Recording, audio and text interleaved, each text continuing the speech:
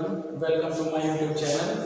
आज का हमारा टॉपिक रहेगा क्लास 10th का lesson number 2 acid base and salt. ठीक है, बहुत कॉमन टॉपिक है, 6th क्लास से स्टार्ट हो जाता है हमारा, तो आज उसको कवर करने की कोशिश करेंगे।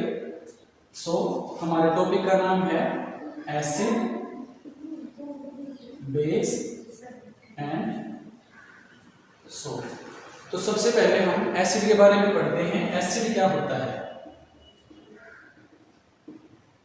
एसिड टेस्ट में खट्टा होता है, ठीक है। लिटमस पेपर के अंदर ब्लू टू रेड में कन्वर्ट करेगा कलर को। तीसरी चीज कोरेसिव होता है नेचर में।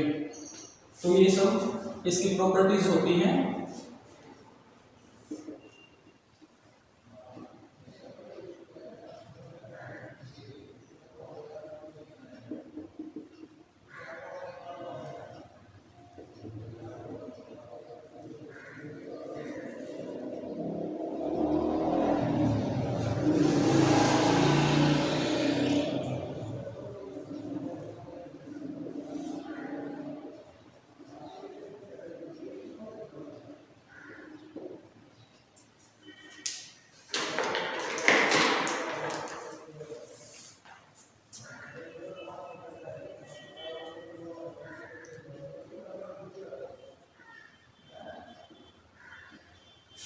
ये कुछ बेसिक प्रॉपर्टीज हैं एसिड की।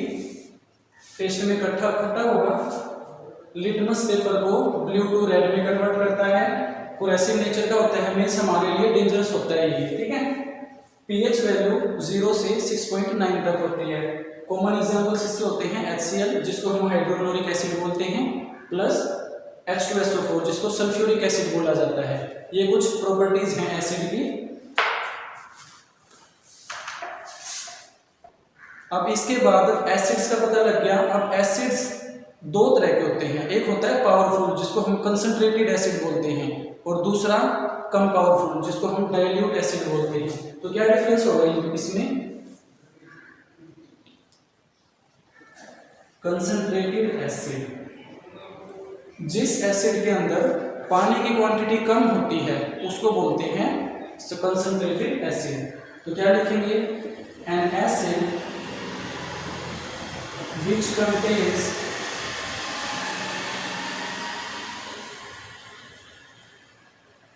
less quantity of water। ठीक है, एक ऐसा एसिड जिसके अंदर बहुत कम मात्रा में पानी होता है उसको बोला जाता है कंसंट्रेटेड एसिड। अब पानी कम मात्रा में होगा, इसका मतलब ये बहुत ज्यादा पावरफुल होता है। दूसरा हमारा होता है डाइल्यूट एसिड। डाइल्यूट का मतलब इसके अंदर हमने पानी मिला दिया, उसकी स्ट्रेंथ को कम करने के लिए हमने इसमें पानी ऐड कर दिया। तो क्या लिखेंगे? एन एसिड which contains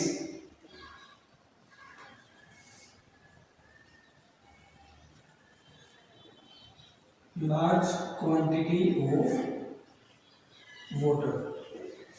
ठीक है, तो ये दो टाइप्स थे, concentrated acid, dilute acid. Concentrated में क्या होता है? Quantity of water very low, and dilute acid में quantity of water is very high. अब किसी भी एसिड को, अब हमारे पास अगर कोई कंसंट्रेटेड एसिड है उसको हम डाइल्यूट करेंगे तो उसके अंदर नो डाउट हमें पानी मिलाना पड़ेगा। बट एक चीज बहुत ध्यान रखने लायक होती है कि हमेशा पानी के अंदर एसिड मिलाना चाहिए हमको। क्यों? क्योंकि अगर आप एसिड के अंदर H2O मिक्स करते हो, पानी मिक्स करते हो, तो इस दौरान बहुत ज्यादा मात्रा में हीट निकलती है जो हमारे लिए कहीं ना कहीं हानिकारक हो सकती है। इसलिए बहुत इंपॉर्टेंट पॉइंट बनता है कि किसी भी एसिड को डाइल्यूट करते समय एसिड के अंदर पानी ना मिलाया जाए, पानी के अंदर एसिड मिलाया जाए। बहुत इंपॉर्टेंट पॉइंट है। उसके बाद हम बात करेंगे कुछ एसिड्स हैं हमारे, ठीक है। जैसे फर्स्ट है जिसको हम बोलते हैं स्ट्रॉन्गेस्ट एसिड।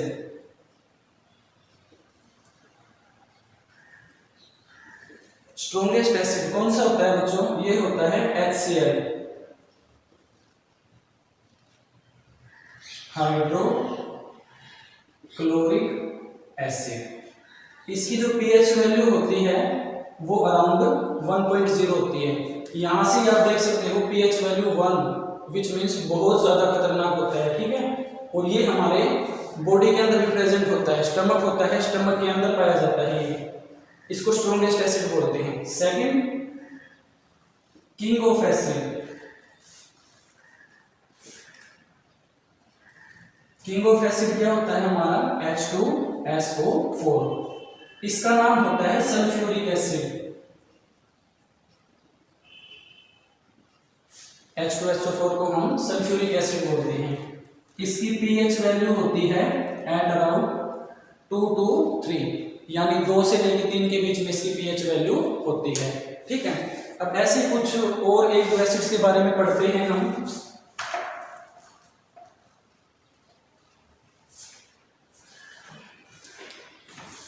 एक हमारा नाइट्रिक एसिड होता है जिसको हम HNO3 बोलते हैं, ठीक है। इसकी pH वैल्यू होती है अराउंड 3.0 के आसपास, ठीक है। एसिटिक एसिड,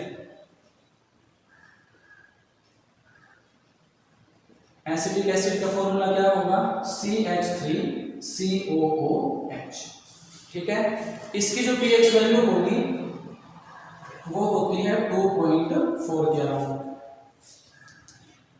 इसके 5 से 8% सॉल्यूशन को अगर हम पानी के अंदर डालें तो वो हमारा विनेगर बन के बाहर निकलता है, जिसको हिंदी में सिरका बोला जाता है, जो एसिडिक नेचर का होता है और उसका टेस्ट खट्टा आएगा। उसके बाद HF, जिसको हाइड्रोजन फ्लोराइड बोला जाता है। इसकी जो pH वैल्यू होती है वो होती है अराउंड 3.27, ठीक है। एंड लास्ट एसिड होता है हमारा कार्बोनिक एसिड H2CO3, इसको बोलते हैं कार्बोनिक एसिड। इसकी pH वैल्यू होती है अराउंड 4.18। तो ये हमारे कुछ एसिड्स थे जिनके बारे में हमें पता होना चाहिए, क्योंकि कहीं ना कहीं इनका यूज हम आगे लेसन में करेंगे। एसिड खत्म हुआ, इसके बाद हम थोड़ा सा बेस को पढ़ते हैं। बेस, अब हमारा टॉपिक हुआ स्टार्ट बेस का। तो बेस क्या होता है?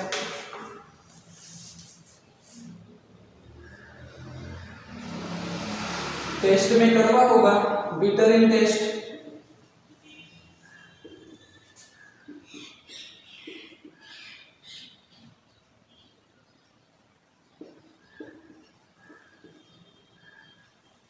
soapy to touch। pH value 7.1 to 14 तक होगी। एग्जाम्पल्स NaOH, सोडियम हाइड्रोक्साइड जिसको कास्टिक सोडा भी बोला जाता है, KOH पोटासियम हाइड्रोक्साइड होता है, ठीक है। तो ये कुछ बेसिक प्रॉपर्टीज हैं बेस की। सबसे बड़ी बात, एसिड हो या बेस हो, दोनों ही इलेक्ट्रिसिटी को कंडक्ट करते हैं। एसिड बहुत अच्छी तरीके से करता है, acid is a good conductor of electricity, while base is moderately good conductor. ये थोड़ी बहुत करेगा, ठीक है, मॉडरेटली गुड कंडक्टर, ठीक है। ये कुछ बेसिक प्रॉपर्टीज थी इसकी। अब हम पहचान कैसे करेंगे एसिड या बेस की पहचान कैसे करेंगे? एसिड यूजुअली पहचान होती है हाइड्रोजन से, H पॉजिटिव आयन से। इसका मतलब क्या होता है? एसिड जितना ज्यादा हाइड्रोजन आयन होगा किसी केमिकल के अंदर, वो उतना ज्यादा स्ट्रॉन्ग एसिड होगा। सिंपली ये बात समझनी है हमें।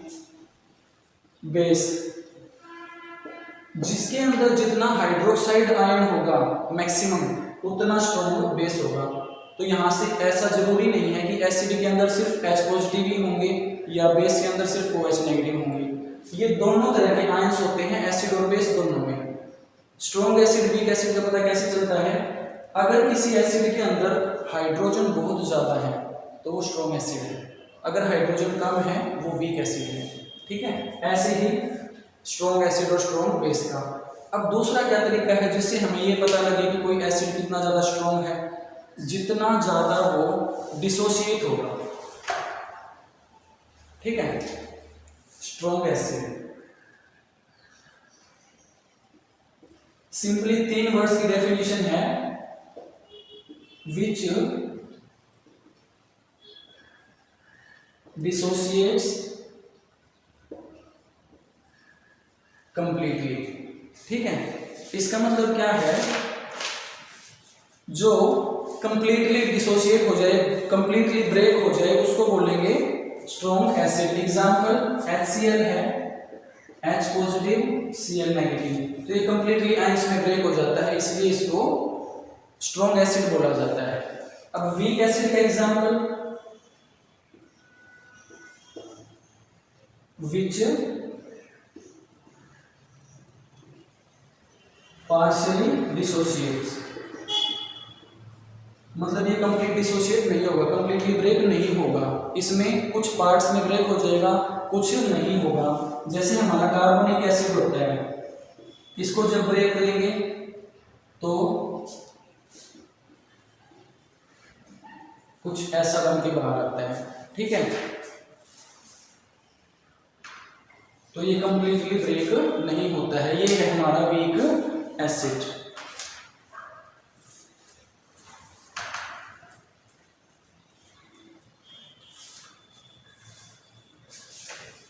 अब कुछ एसिड्स हैं जो हमें नेचुरली मिलते हैं। फॉर एग्जांपल एसिटिक एसिड जो हमें विनेगर के अंदर मिलता है, लैक्टिक एसिड जो हमें कर्ड मीन्स दही के अंदर मिलता है, सिट्रिक एसिड ये हमें ऑरेंज के अंदर मिलता है, लेमन मीन्स नींबू के अंदर मिलता है, टार्ट्रिक एसिड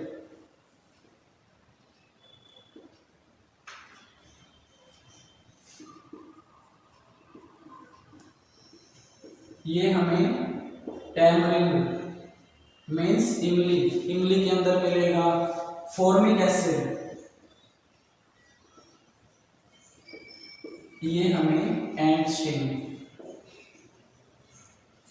मतलब जब हमें चींटी काटती है तो चींटी जब काटेगी तो वो हमारे बॉडी के अंदर फॉर्मिक एसिड रिलीज करेगी, मैलिक एसिड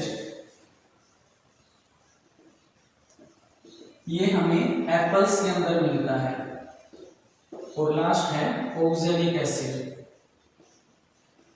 ये हमें टोमेटो के अंदर मिलता है। ठीक है, आज के लिए इतना ही। अगले पार्ट में इस लेसन को कवर करने की पूरी कोशिश रहेगी। सो मिलते हैं नेक्स्ट वीडियो में। अगर वीडियो पसंद आई तो चैनल को शेयर करें, सब्सक्राइब करें। Thank you, have a nice day.